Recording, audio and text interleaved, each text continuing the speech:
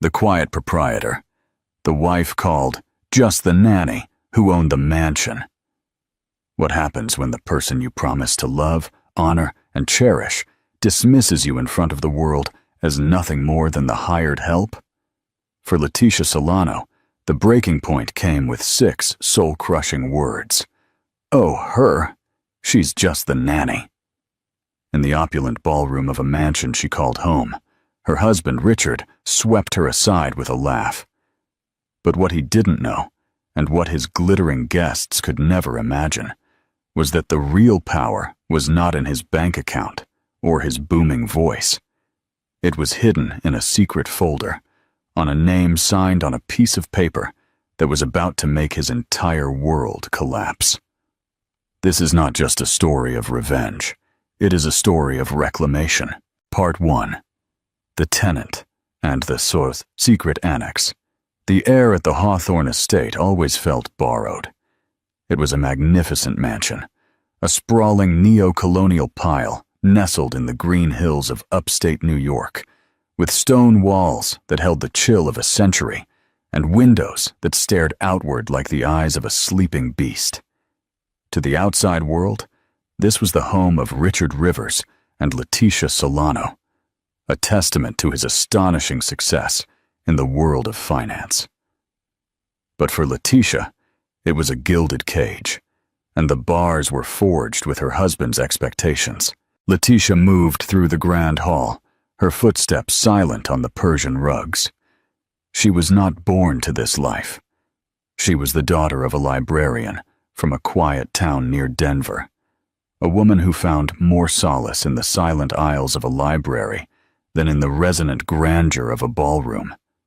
She had met Richard a decade ago, a whirlwind romance where she, a scholarship student at Columbia University, was swept away by the charismatic, ambitious MBA student who promised her the world. He had delivered in his own way. He had given her a life of unimaginable luxury. 2 beautiful children, Lila, 10, and Leo, 6, and a last name that opened doors. But in the process, he had worn down the woman she used to be, replacing her with a polished, quiet accessory. Tonight was the annual Rivers Foundation Gala, Richard's social pinnacle. It was not in reality a charity event. It was a power play, a night where Richard flaunted his success in front of rivals, allies, and sycophants. For Letitia, it was an ordeal. For weeks, she had been the invisible engine of the event. She coordinated with the caterers, the florists, the orchestra. She selected the champagne vintage and approved the 7-course menu. She did everything from a small, sunlit study Ricardo condescendingly called her hobby room, while he took the credit. "Letitia, darling!" Richard's voice boomed from the top of the grand staircase. He was already in his tuxedo, a masterpiece of tailoring that did little to soften the sharp, predatory lines of his ambition. "Is everything in order? The chase party will be here any minute. I want tonight to be impeccable." "Everything is ready, Richard," she replied, her voice calm and even, a skill she had perfected over years of navigating his moods. "The staff are briefed, the tables are set, and the champagne is cold." He descended the stairs, looking not at her, but at the cavernous hall, his eyes scanning for imperfections. "Good. Remember to steer clear of Victoria Chase. That woman is a shark, and I don't want you saying anything, naive." Letitia's jaw tightened. Naive. It was his favorite word for her, a verbal pat on the head to remind her of her place. "I know how to behave, Richard." He finally looked at her, his gaze sweeping over her simple but elegant navy dress. He frowned slightly. "Is that what you're wearing? It's a bit subdued, isn't it?" "It's a classic, Richard. Subdued is elegant. Subdued is forgettable," he countered, before focusing on a new wave of anxiety. "Is the driveway clear? The valet service needs to be spot on. I don't want a bottleneck." He left without another word, leaving her standing in the center of the hall. He considered the success his. He considered her just another element, another piece of decor he had acquired. She smoothed her dress and took a long, steady breath. Lila and Leo were with their favorite nanny, Maria, tucked away in the family wing of the mansion, shielded from this parade of vanity. That was Letitia's only non-negotiable condition for the night. Her children would not be props in their father's theater. The guests began to arrive, a river of silk, diamonds, and artificial laughter. They were the titans of industry, the socialite divas, the people whose names were whispered with reverence in the financial pages. Letitia played her role with practiced grace. She smiled. She shook hands. She inquired about children she had never met and summer homes she had never seen. She was the perfect hostess, a ghost moving through the crowd, making sure everyone's glass was full and everyone's ego was flattered. Richard was in his element. He stood near the massive stone fireplace, Scotch glass in hand, holding court, his voice, rich and confident, cutting through the murmur. Letitia watched him from across the room. He was handsome. She couldn't deny it. But the charm that had once captivated her now seemed reptilian, a skin he shed when they were alone. Later in the evening, as the orchestra played a soft melody, Letitia was checking on the dessert in the kitchens when she caught a fragment of conversation in the adjoining hallway. It was Victoria Chase, a woman sculpted from ambition and disdain, her voice a poisonous whisper. "I can't believe Richard Rivers is still with her. She's so bland. She has the air of a country mouse who stumbled into the palace." Another woman whose name Letitia couldn't place laughed. "I heard she was a nobody before him. He plucked her from obscurity. Honestly, she looks more like the children's nanny than the lady of the house." The words were like tiny fragments of ice in her veins. She had heard whispers like this before, but they had never been so close, so clear. She leaned against the cool kitchen wall, the clatter of pots and pans a stark contrast to the storm brewing within her. She had given up her dreams, her archival science career, her own identity to support his. And for what? To be the subject of cruel jokes? She composed herself and walked back into the ballroom, her head held high. She would not give them the satisfaction of seeing her crumble. She spotted Richard in a tight circle with a group of prospective investors, including the notorious billionaire Marcus Thorne. Thorne was known to be an old-fashioned man who valued family and stability. Letitia knew Richard was desperate to close a deal with him. She approached the group, intending to offer them a fresh round of drinks, to play the part of the attentive wife. As she drew near, she saw Victoria Chase glide over to the group, champagne glass in hand.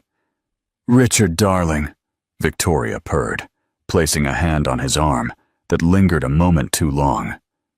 "Everything is simply divine. You are truly the king of this castle."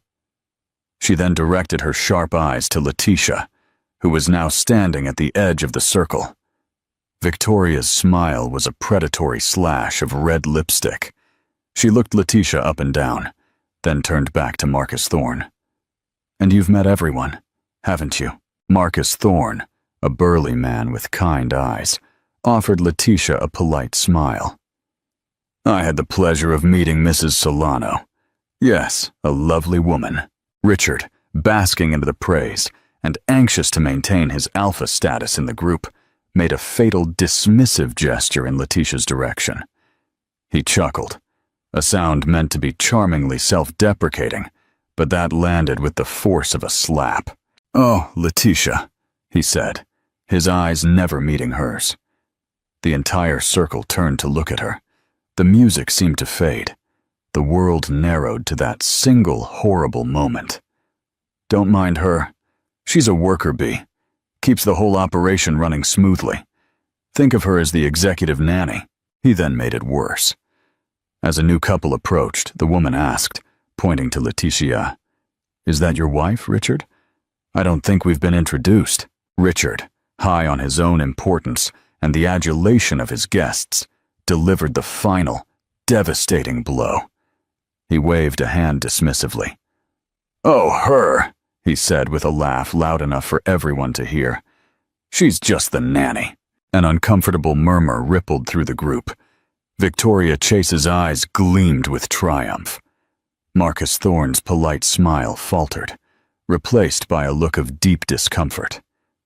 For a few seconds, there was a terrible, resounding silence, where the only sound was the fizz of champagne bubbles.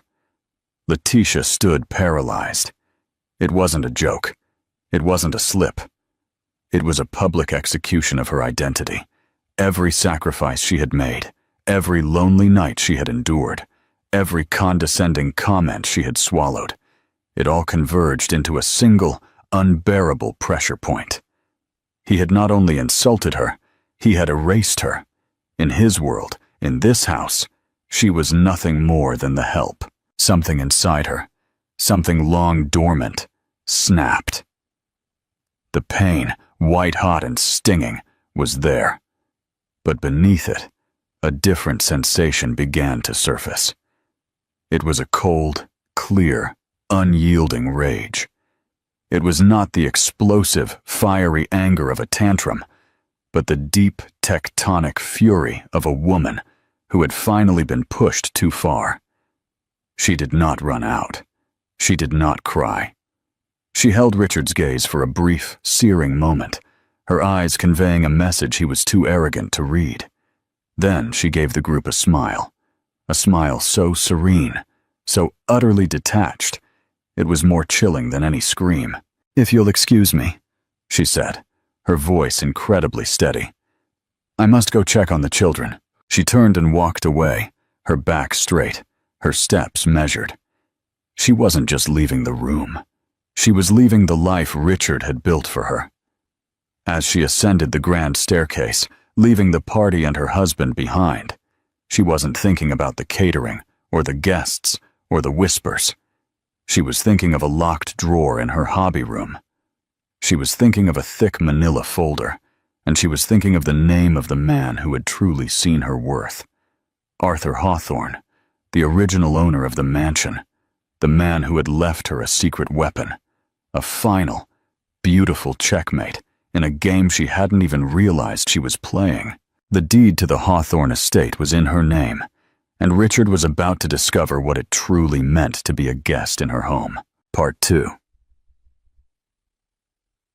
The codicil of Arthur Hawthorne. Letitia did not go to the children's wing. Lila and Leo were safe, with Maria, lost in the world of bedtime stories and dreams. Instead, she went to her small office, the room Richard had so graciously allowed her to have. She closed the heavy oak door, the click of the lock sounding like the first turn of a key in the ignition of her new life. The faint sounds of the orchestra below were a world away. Her hands trembled, not with fear, but with adrenaline. Just the nanny. The words echoed in the sudden, profound silence of the room. For years, she had accepted his narrative, that he had saved her, that her life was a gift from him. She had believed the price of this gilded cage was her voice. Tonight, she realized the price was her soul, and she was no longer willing to pay it. She knelt down and pulled open the bottom drawer of her antique writing desk, a piece she had purchased herself with a small inheritance from her grandmother, one of the few things in the house that was truly hers. Tucked beneath a stack of old art history textbooks was the manila folder. It was worn at the edges, the paper soft with age.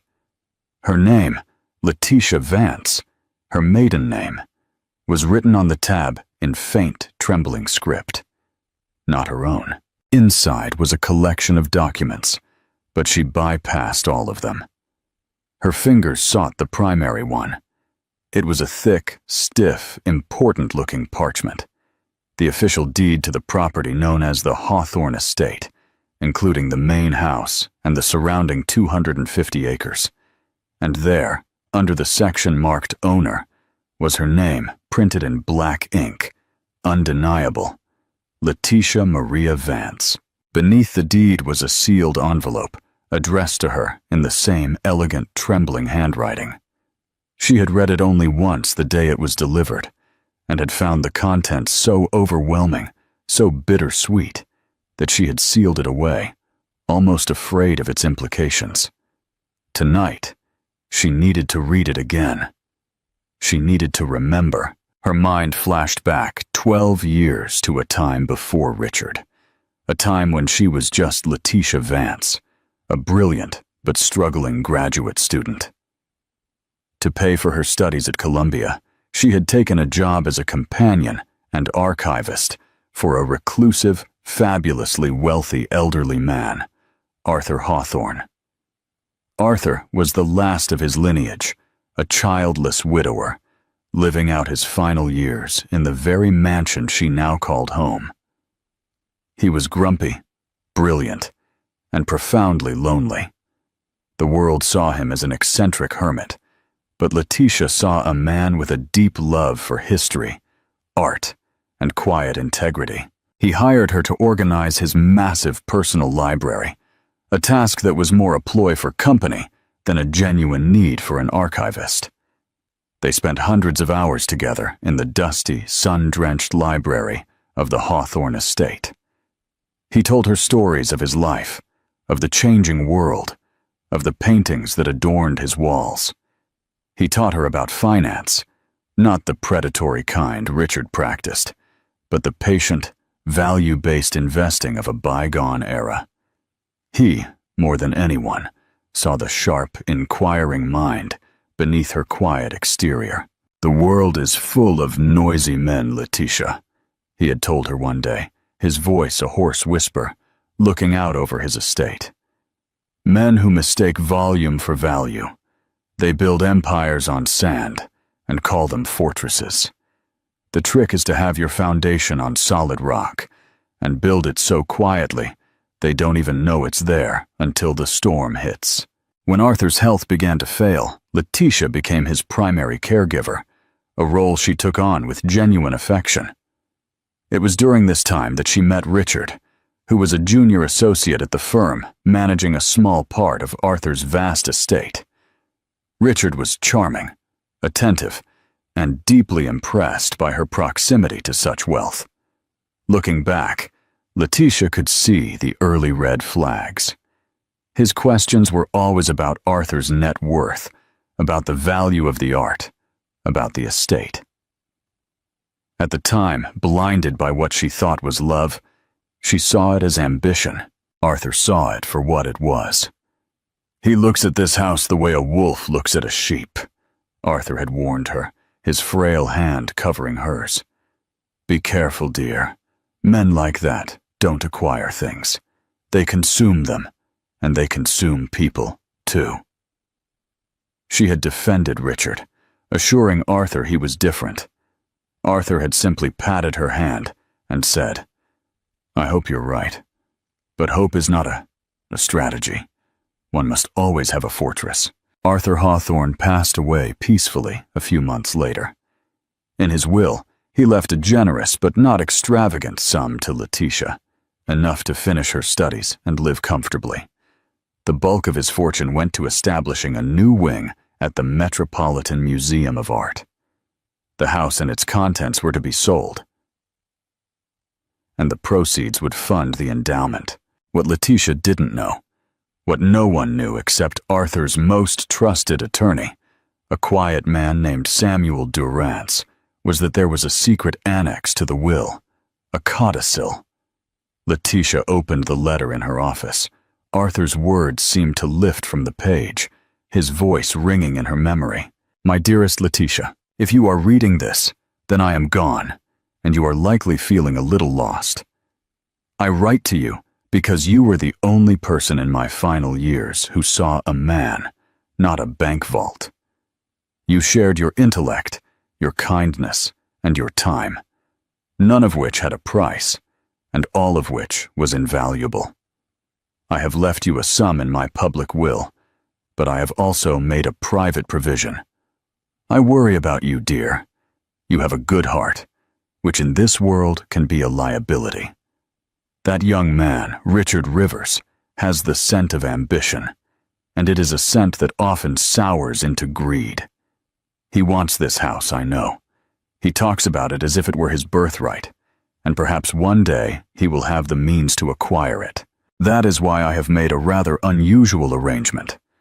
I have instructed my counsel, Mr. Durrance, to use a separate private trust to anonymously purchase the Hawthorne estate when it comes up for market. He is then directed to sign the deed over to you, Letitia Vance. The house is yours. It was always meant for someone who appreciated its soul, not its square footage. Let Richard believe he's the king. Let him build his empire of sand within these stone walls. This house, this land, this rock-solid foundation, it is your fortress. If ever the day comes that you need to remind him and the world who you are, this deed will be your voice. Do not use it out of spite, but out of necessity. Use it to protect yourself and your future. Use it to be free. You are not naive, Letitia. You are kind. Do not let anyone convince you they are the same. Yours in memory, Arthur Hawthorne. Tears streamed down Letitia's face, not of sadness, but of deep, heartbreaking gratitude. Arthur had seen everything. He had predicted the storm. He hadn't just given her a house. He had given her a lifeline, a secret power held in reserve for the exact moment she needed it most. For 10 years, she had lived in this house as a guest, deferring to Richard on every decision, when he proudly announced 6 years ago that he had finally raised the capital through leveraged loans and deals to buy the Hawthorne estate, his final trophy. She had played the role of the surprised and delighted wife. She had watched him sign what he believed were mortgage documents and purchase agreements, all expertly orchestrated by the discreet Mr. Durrance, who had ensured Richard's funds were channeled to a holding company that then sold the house to her. In reality, Richard had been paying a private loan to a trust Arthur had established, a trust Letitia now controlled. He hadn't been building equity. He had been paying rent. The sheer, brilliant audacity of Arthur's plan was breathtaking. He had given Richard the illusion of ownership, knowing his ego would never allow him to examine the details too closely. Letitia wiped her tears, and a new resolve hardened her features. The time for quiet acceptance was over. Arthur had given her a fortress, and tonight, Richard had laid siege to it. She picked up her phone and found the number for Samuel Durrance, the lawyer she had held on to all those years. It was past midnight, but the card he had given her read, "Call any time, day or night." The phone rang twice before a calm, elderly voice answered. "Durrance, Mr. Durrance," Letitia said, her voice slightly shaky but clear. "It's Letitia Solano, Letitia Vance." There was a pause on the other end, and then a gentle understanding. "Mrs. Solano, I must confess, I wondered if I would ever receive this call. Is everything all right?" "No," Letitia said, looking at the deed on her desk. "No, it is not, but it is about to be." She took a deep breath. "Mr. Hawthorne mentioned a storm. I believe the first rains have begun." "I see," Durrance replied, his voice calm and reassuring. "Your instructions in that event were very clear. The first step is to secure you independent counsel, someone of our choosing, not your husband's. She is the best. Her name is Evelyn Durrance. I will have her contact you first thing in the morning. Do nothing until you speak with her." "And the second step?" Letitia asked. "The second step," Durrance said, with a hint of satisfaction in his voice, "is to let the storm break." When Letitia finally went to bed, Richard was passed out, smelling of expensive scotch and self-satisfaction. He hadn't even noticed her absence. She lay beside him in the darkness, staring at the ceiling, the legal document a ghost brand in her mind. She was no longer Letitia Solano, the timid wife. She was Letitia Vance, the rightful owner of the Hawthorne estate, and the man sleeping next to her was nothing more than a tenant. An eviction notice was long overdue. Part 3. The eviction and the final revelation. The morning after the gala, the atmosphere at the Hawthorne estate was thick with unspoken tension. Richard nursed a hangover with black coffee and a terrible temper, grumbling about the valet service's poor performance and the lukewarm applause for his speech. He made no mention of the nanny comment, treating it as if it had never happened, his standard procedure for any transgression. Acknowledging it would be admitting fault. Letitia, however, was a different woman. The deference was gone, replaced by a quiet, unsettling calm. She served the children breakfast, her movements precise and deliberate. When Richard snapped at her to have his suit for the day pressed, she simply replied, "The staff can handle that," without looking up from buttering Leo's toast. Richard paused, his coffee cup halfway to his lips. He wasn't accustomed to this tone. It wasn't defiant. It was dismissive. "What is wrong with you this morning?" he grumbled. "Just busy, Richard," she said, finally meeting his gaze. Her eyes were clear and steady, and for the first time, he seemed to see a stranger looking back at him. He felt momentarily unnerved, but quickly attributed it to post-party fatigue. At precisely 9:00 a.m., Letitia's phone buzzed. A blocked number. She excused herself and took the call in her office, locking the door behind her. "Is this Letitia Solano?" The voice was female, crisp, and professional. "Yes, it is. My name is Evelyn Durrance. I'm an attorney. Samuel Durrance asked me to reach out. He suggested you might be in need of legal counsel." Letitia felt a wave of relief. "Yes, thank you for calling. Mr. Durrance has already forwarded me the relevant documents regarding the Hawthorne Trust and the deed to your property. I've reviewed them. It is, if I may say so, one of the most brilliantly executed estate plans I've ever seen. You are in an exceptionally strong position, Mrs. Solano. The question is, what do you want to do with it?" Letitia looked out the window at the rolling lawns of the estate. "I want him out," she said, the words tasting like freedom. "I want a divorce. I want to protect my children and secure my future, a future that does not involve him." "Very well," Evelyn replied. "Then we proceed with a leverage strategy. We don't show our cards until the perfect moment. Does your husband have any pressing financial business right now? Any venture that makes him particularly vulnerable?" Letitia's mind immediately went to the Marcus Thorne deal, the billionaire from the party. Richard had been obsessed with it for months. It was a massive international real estate development project that required a huge amount of upfront capital. Richard's firm was over-leveraged, and he was personally guaranteeing a significant portion of the loan. "He's trying to close the deal," Letitia explained. "He needs to secure a bridge loan of over $50 million. He's been boasting that the only reason the bank is considering it is because he's using the house as collateral. He calls it his rock-solid asset."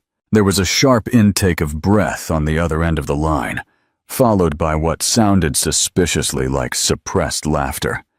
"Oh, that is perfect. Absolutely perfect. He's trying to borrow against an asset he doesn't own. That is bank fraud, Mrs. Solano." The word hit Letitia hard. Fraud? This was more serious than she had imagined. "What do we do?" she asked. "We do nothing. We wait for him to make his move. The bank will conduct its own title search as part of its due diligence. When they do, the name they find will not be Richard Rivers. Let the bank discover the truth for us. In the meantime, live your life. Do not engage with him. Do not argue. Be polite. Be distant.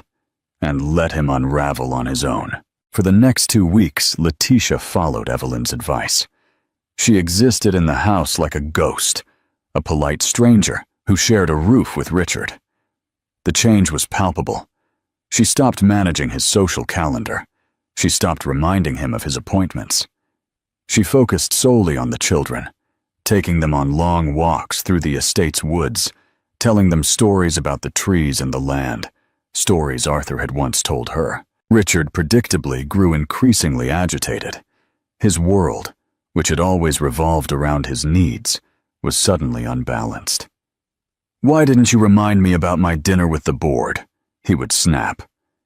"That's your calendar, Richard," she would calmly reply. "The house is a mess. Why haven't you spoken to the staff?" "They are your employees as much as mine." His frustration culminated one evening when he came home in a state of high anxiety. "The Marcus Thorne deal is stalling. The bank is dragging its feet on the loan," he vented, pacing the library. "They're asking for endless paperwork, appraisals, inspections, title searches. It's exasperating. It's the Hawthorne estate, for God's sake. It's the most valuable thing there is." Letitia felt a chill. It was happening. "I'm sure it will all work out," she said, her voice a placid lake beneath which nothing could be seen. His anger then focused on her. "You know this is partly your fault. My head isn't in the game. This coldness of yours, it's a distraction. What do you want, Letitia? A new car? More jewelry? Just name your price so we can get back to normal." It was the most honest thing he had ever said. He truly believed her affection and her very self could be bought. "There is no price, Richard," she said softly. "There is no going back to normal." His frustration boiled over in a visit from his mother, Beatrice Rivers, a woman made of iron and judgment. Beatrice never approved of Letitia, seeing her as a commoner who had trapped her brilliant son. She arrived unannounced, her presence sucking the warmth from the room. Beatrice cornered Letitia in the morning room, her eyes like granite fragments. "I don't know what games you're playing, young lady," she began, dispensing with pleasantries. "But Richard is under immense pressure. A man in his position needs a supportive wife, not a spoiled child giving him the silent treatment. Whatever it is, you need to end it. You owe him everything. Never forget that." The Letitia of a month ago would have withered under this assault. The new Letitia simply sipped her tea. "Thank you for your concern, Beatrice," she said, setting down her cup with a delicate clink. "But my marriage is a matter for my husband and I to discuss." "Your marriage?" Beatrice scoffed. "You have a lifestyle, dear. A very, very expensive lifestyle paid for by my son's sweat and genius. Don't mistake yourself and start thinking you have a say in how he runs his life." Letitia stood up, her height matching the older woman's. "I think you'll find," she said, her voice low and clear, "that I have a say in a great many things." She looked around the opulent room at the invaluable antiques and the silk wallpaper. "Especially when it comes to this house." Beatrice was struck speechless. An unknown, exasperating state for her. The breaking point came a week later. Richard burst into the house, his face a mask of triumphant relief. "It's done," he announced, throwing his briefcase onto a chair. "The bank is finally ready to move forward. They've scheduled the final appraisal and signing for tomorrow. They're sending their senior VP along with Marcus Thorne's own financial advisor just to make it official. They want to see the property one last time before releasing the funds." He grabbed Letitia by the shoulders, his eyes manic with energy. "This is it, Letitia. This deal will catapult us into the stratosphere. Tomorrow, you will play the part of the happy, supportive wife. You will smile. You will be charming. And you will not say a single word out of turn. Is that clear?" Letitia looked him in the eye and saw no love, no partnership, only a desperate man using her as a prop one last time. "Perfectly clear," she said. That night, she called Evelyn Durrance. "It's tomorrow," Letitia said. "Bring the bankers and the investors here." "Excellent," Evelyn replied, her voice loaded with energy. "The title search would have been completed this afternoon. The bank knows. Tomorrow, they are coming not to sign a deal, but to witness a confrontation. They want to see who they are really dealing with. So, we will give them one. What do I do tomorrow? At the appointed hour, you will arrive at the house. You will be let in. And then, Mrs. Solano, we let the storm break. The next day dawned bright and clear, a perfect autumn morning that stood in cruel discord with the tempest brewing inside the Hawthorne estate. Richard was a whirlwind of nervous energy, barking orders at the staff and changing his tie 3 times. He wanted the house to look like a fortress of wealth and stability, a physical manifestation of his own success. Letitia, make sure there are fresh flowers in the Great Hall, he ordered. And for God's sake, wear that diamond necklace I bought you. Look the part. Letitia moved through the morning in a state of surreal calm. She dressed not in the flashy jewels Richard demanded, but in a simple, elegant cashmere dress in a deep forest green. It was a color Arthur had always said brought out the intelligence in her eyes. She felt armored in it. At 2:00, 2 black sedans crunched on the gravel driveway. Richard rushed out to meet them, his face stretched into a pained smile. Out stepped Marcus Thorne's advisor, an elegantly dressed woman named Mrs. Albright, and 2 grim-faced senior bankers, a Mr. Henderson and a Mr. Cole. Richard ushered them inside, his voice a resonant symphony of false bonhomie. "Welcome, welcome, welcome to my home," he declared, sweeping his arm to encompass the majestic grand hall. As you can see, a solid rock foundation. Letitia watched from the top of the stairs. Henderson and Cole exchanged a brief, almost imperceptible glance. "An impressive property, Mr. Rivers," Mrs. Albright said, her tone neutral. "Truly magnificent." "Please call me Richard," he insisted. "Allow me to give you the grand tour before we sit down to sign the final documents. Every inch of this place tells a story." As Richard began his pompous tour, pointing out paintings he couldn't name and architectural features he didn't understand, Letitia descended the staircase. Her steps were silent, but her presence was immediately felt. The bankers and Mrs. Albright turned to her, their expressions a mixture of curiosity and anticipation. Richard, annoyed by the interruption, shot her a look of pure fury. He tried to mask it with a laugh. "Ah, here is my wife, Letitia, always making sure things run smoothly," he declared. He turned to her, his voice a low, menacing whisper meant only for her. "Go see to the refreshments." Letitia ignored him. She walked directly to the group and extended her hand to Mrs. Albright. "It is a pleasure to see you again, Mrs. Albright. Mr. Henderson, Mr. Cole. I am Letitia Solano. Thank you for coming." The men shook her hand, their grips firm and respectful. The power dynamic in the room had subtly shifted. "Actually, Richard," Letitia said, her voice clear and strong, ringing through the cavernous hall. "Before you continue the tour of my house, I believe there is one more guest arriving." As if on cue, the heavy oak door swung open. A woman stood there, serene and confident, holding a leather brief. She was in her early 40s, with sharp eyes and an air of absolute authority. "Evelyn Durrance," she announced, walking in. "I am here as counsel for the owner of this property." Richard stared, his face a comical mask of confusion. "Owner? I am the owner. Who the hell are you?" "I am Ms. Durrance," Evelyn said, walking calmly to stand beside Letitia. "And I am here on behalf of my client, Letitia Vance." The name, her maiden name, hung in the air. Richard let out a short, incredulous laugh. "Vance? What is this? Some kind of joke, Letitia? What did you do?" "What I should have done years ago, Richard," Letitia said, her gaze unyielding. "I decided to tell the truth."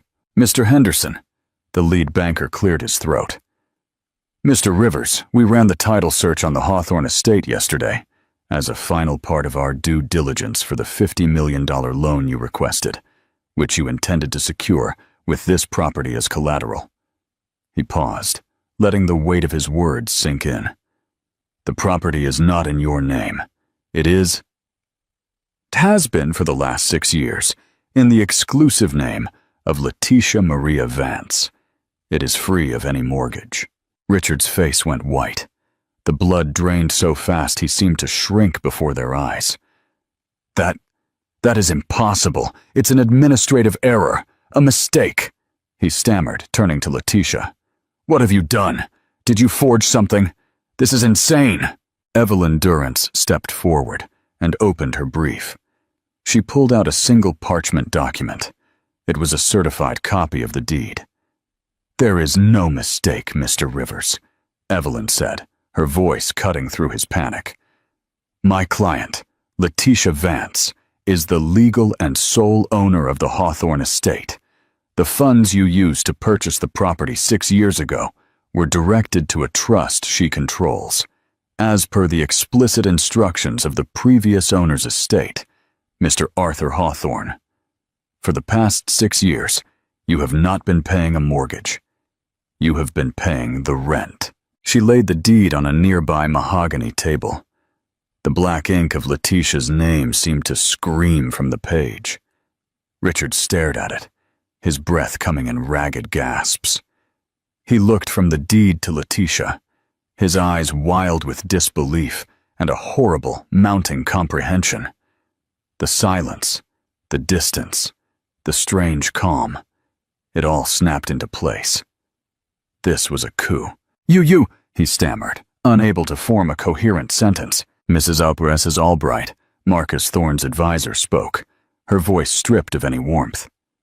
"Mr. Rivers, attempting to secure a $50 million loan against an asset you do not own constitutes bank fraud. Marcus Thorne built his reputation on integrity and sound business. We will, of course, withdraw from the development project immediately. Our relationship is terminated." Mr. Henderson nodded. "As is your line of credit with our institution. We will require repayment of all outstanding loans. I expect our legal team to be in touch with you by the end of the day." The entire edifice of Richard's life, his career, his reputation, his self-worth, crumbled into dust in the span of 30 seconds. He had lost the deal, lost his bank, and faced financial ruin and potential criminal charges. He finally directed all his venomous rage at Letitia. You traitor," he snarled, taking a step toward her. "After everything I gave you, I pulled you out of nothing." "You gave me nothing," Letitia replied, her voice ringing with a power no one in that room had heard from her before. "Everything I have, I earned. This house was a gift, a kindness from a man who saw my worth. Where you only saw an accessory. You didn't pull me out of nothing, Richard. You tried to turn me into nothing. You stood in this very hall 2 weeks ago and called me just the nanny in front of your friends." She took a step forward, closing the distance between them. "Well, the nanny owns the house. The nanny owns the land your feet are standing on, and the nanny is telling you your tenancy is over." The bankers and Mrs. Albright, having witnessed the full detonation, quietly excused themselves. This was a family matter now, and their business was concluded. Evelyn Durrance remained as a silent, powerful guard by Letitia's side. Richard stared at her, his face a twisted wreck of fury and humiliation. The king was deposed. The castle was not his. He was no longer the master of the universe. He was just a man standing in his ex-wife's hallway, about to be homeless. Part 4. The reclaimed home and the new dawn. The moment the heavy oak door closed behind the bankers, the last vestiges of Richard's composure shattered, his face contorted into a mask of pure rage. "You will not get away with this," he roared, his voice echoing unnaturally in the suddenly silent hall. He lunged, not at Letitia, but at the mahogany table, grabbing the copy of the deed and ripping it in two. "This means nothing. This house is mine. I paid for it." Evelyn Durrance did not flinch. "Tearing up a copy changes nothing, Mr. Rivers," she said, her voice as sharp and cold as ice. "The original is in a bank vault. And as for what you paid, my client is prepared to consider that rent for the 6 years you enjoyed living on her property. A property, I might add, you have allowed to fall into some disrepair, which we will factor into our divorce settlement." "Divorce!" He spat the word like venom. "You think I'm going to walk away from my life, from my children?" "They are my children, Richard," Letitia said, her voice steady, cutting through his tirade. "And they will stay here, in their home, with me. You will not take my children," she shouted. Evelyn Durant stepped forward, her presence towering. "I advise you to think very carefully about your next words, Mr. Rivers. My client is being exceptionally generous. She could press charges for bank fraud. She could sue you for the emotional distress and public humiliation you have subjected her to for years. She could expose your precarious financial dealings, and we have a very clear picture of them, to every major media outlet in the country. Your reputation would be so toxic, you couldn't get a loan for a cup of coffee." She let the threats hang in the air. "Or," she continued, her voice softening slightly, "you could accept the terms of the separation agreement we have drafted. You walk away with your personal belongings and a silence order, promising never to contest custody of the children or disparage their mother. In exchange, she will not press charges and will not pursue you for the millions you technically owe her. You will be free to go and try to salvage what is left of your pathetic career. The choice is yours. A quiet, humiliating exit or total annihilation." Richard stared at her, then at Letitia. He saw no weakness, no hesitation. He saw 2 women who had him completely cornered. The fight drained out of him, replaced by the hollow, bitter certainty of defeat. He was a predator who had been outmaneuvered, and he knew it. He let the torn pieces of the deed flutter from his fingers to the floor. Without another word, he turned and stomped up the grand staircase. The sounds of slamming doors and forcefully pulled open drawers echoed through the house. For the next few hours, Richard packed. Letitia and Evelyn Durant sat in the library drinking tea while he dismantled his life. He took his expensive suits, his flashy watches, his self-congratulatory awards. When he came down the stairs with 2 suitcases and a garment bag, he looked like a diminished man. The arrogance was gone, replaced by a sullen, deep-seated resentment. He paused at the door and looked at Letitia one last time. "I hope you'll be happy," he sneered, "alone in this big, empty house." "It's not empty, Richard," Letitia said softly, thinking of Lila and Leo upstairs, safe and oblivious. "It was only empty when you were here." He walked out, the closing of the door final and absolute. The silence he left behind was not empty. It was peaceful. In the days that followed, Letitia began to reclaim the house. She had the locks changed. She hired her own staff, people who looked at her with respect, not pity. She began packing Richard's remaining belongings, the ugly modern art he preferred, his oversized leather furniture, into boxes for storage. She walked the rooms and, for the first time, felt the comforting embrace of home. She sat down with Lila and Leo and explained to them, in simple, age-appropriate terms, that their father would be living elsewhere for a while, but that he loved them, and that this would always be their home. Lila, who at 10 was more perceptive than Letitia, simply hugged her mother. "It's okay, Mom," she whispered. "He was always so loud." One afternoon, while clearing out the hobby room to turn it into a proper studio for herself, she found the original manila folder. Tucked deep inside was another smaller envelope she had never seen before. It was also in Arthur's handwriting, marked, "For when the storm has passed." She opened it. "My dearest Letitia, if you are reading this, it means I am gone, and you have found your voice. It means you unleashed the strength I always knew you possessed. I am proud of you. The house was never a weapon. It was a key to a door behind which your true life was waiting for you. Do not live in my house, dear. Make it yours. Fill it with laughter, with art you love, with children and friends.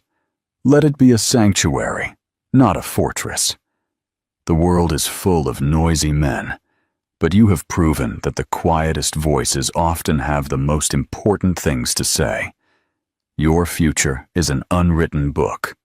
Go and fill the pages. Yours, Arthur.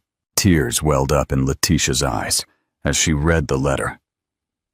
She looked out the window at the old oak tree on the lawn that Arthur had loved so much. The gilded cage was gone. The bars had melted away. She stood in her own home, the owner of her own destiny. She was not Richard Rivers' wife, and she certainly wasn't just the nanny. She was Letitia Vance, and she was finally whole, gloriously free. In the end, the grand mansion was not the prize. The true victory was Letitia's recovery of herself.